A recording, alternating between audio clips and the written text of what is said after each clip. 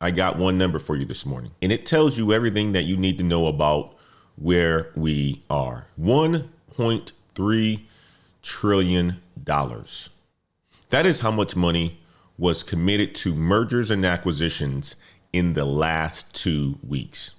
SpaceX and xAI, Devon Energy and Coterra, Nuveen and Schroders, Santander and Webster Financial.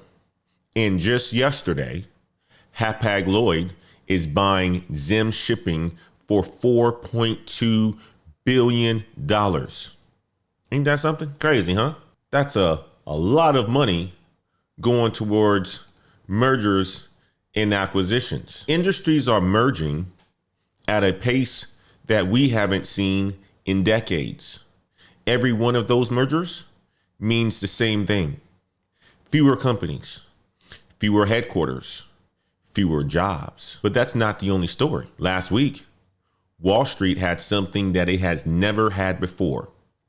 An AI panic. Not in tech stocks, in real estate, in insurance, in wealth management. CBRE dropped 16%. Morgan Stanley dropped 5%. The stock market looked at the latest AI tools and said, wait, these white collar jobs might actually be next. Two signals: consolidate or get consumed, automate or get replaced. Guys, this is the Daily Climb. I'm Antoine Wade. Let's get to work. Let me show you the data this morning, guys. Let me show you what happened in the last 7 days, because something shifted in the market. And if you work in professional services such as real estate or finance, insurance, or in legal, you need to hear this. Last Tuesday, February the 11th, the market experienced something new, an AI disruption panic. But it wasn't in tech. So not in tech, but in the industries that employ millions of white collar professionals. CBRE, the biggest commercial real estate services company in the world, it dropped 12% in a single day, then kept falling and falling, down 16% for the week, the worst drop since COVID in 2020. Jones Lang LaSalle, down 12%. Cushman & Wakefield, down 14%. Morgan Stanley, down almost 5%. Charles Schwab, down almost 11%. Now, what triggered it? Well, what triggered it was new AI tools that can automate financial analysis, legal document review, property assessments, insurance underwriting. And then a KBW analyst named Jade Rahmani wrote a note that moved the entire market. She said this, and I quote, "Investors are rotating out of high-fee, labor-intensive business models." Let me say that again. High-fee, labor-intensive business models. That's real estate brokers, that's wealth advisors, that's insurance analysts, that's legal researchers. All of those careers, all of those jobs are high-fee and labor-intensive. When it is high fee and labor intensive, what can happen? Automation tools, workflow automation, document processing. I want to show you guys a video about the disruption fears that's rattling stocks. Okay, stay with me on here. The latest victims of AI disruption fears underperforming along with software names. But this new warning going viral on X suggests that some still may be underestimating the scale of the upheaval that's coming our way. Our Deirdre Bosa is talking about that in today's Tech Check. Hey, Dee. Hey, Carl. So that post was viral, and we should add it was divisive. It comes from Matt Schumer, an AI startup CEO.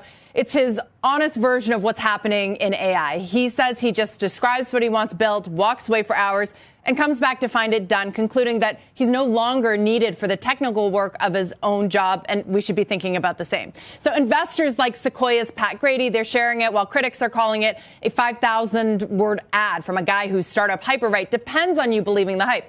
But love it or hate it, it sums up the thesis that has been driving the software sell-off. The market is essentially backing this guy up, saying if AI can do the work, you don't need the software or the people who run it. Now, as you guys mentioned, startup Altruist launched an AI tax planning tool yesterday, and it took billions off wealth management stocks. That sell-off continues today. This is evidence of exactly what that post is arguing. The gap between possible and here is collapsing faster than anyone outside of AI understands, and the market isn't waiting to find out who's right. Now, the tools themselves are backing up the thesis, too. We have gone from chatbots to autonomous agents that write code, test it, fix it, even ship it without a single human in the loop. And the race among top AI companies that is only accelerating.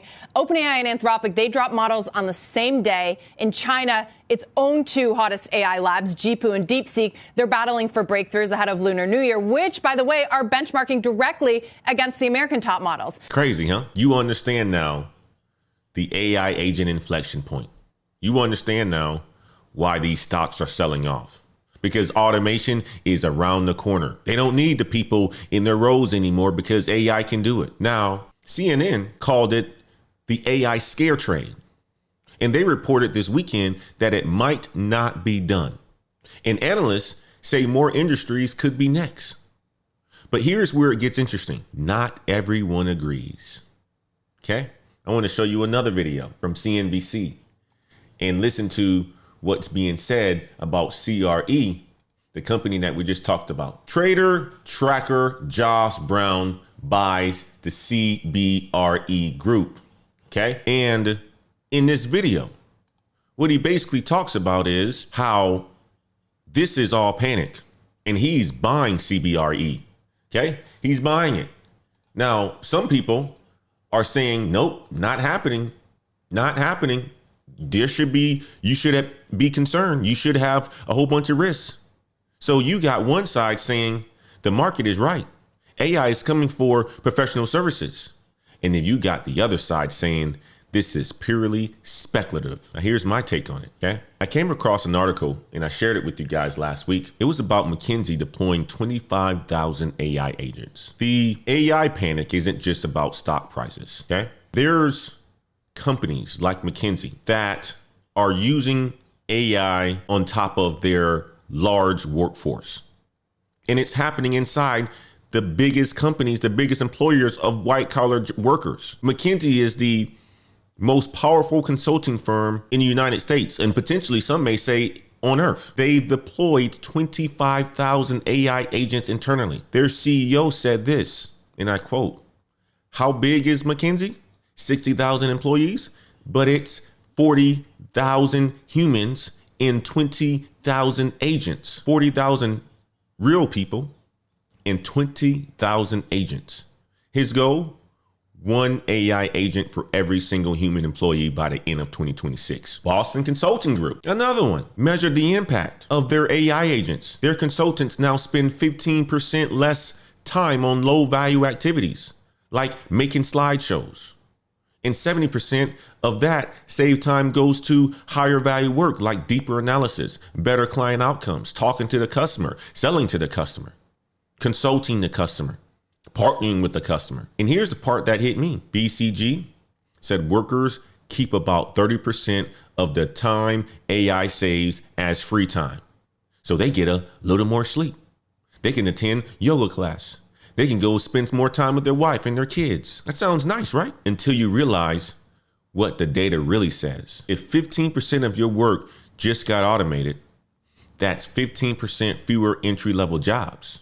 That's 15% fewer junior analysts. That's 15% fewer associates building slides at midnight. Crazy, huh? That's the reality. That's the data. And it's not just consulting firms. 11 Labs, an $11 billion AI startup. They tell their sales reps, hit 20 times your base salary or you're out. So guess what? If your base salary is $100,000, your quota is 2 million. I saw that and I was like, holy wow. They got an intense sales culture. 20 times your quota. If your quota is 100, or if your base is 150,000, you got to hit 20 times that. Insane. LinkedIn co-founder Reid Hoffman said it clearly. 15 people using AI can rival 150 people who aren't using AI. I want you guys to type AI panic in the chat if this story concerns you, okay? Type it in the chat. Now here's the career signal. The stock market sell-off is early, but it is, in some aspects of it, directionally correct. The question isn't if AI will compress white-collar professional work or professional services. It's a matter of when. And the window to position yourself is right now, okay? You got to do it right now.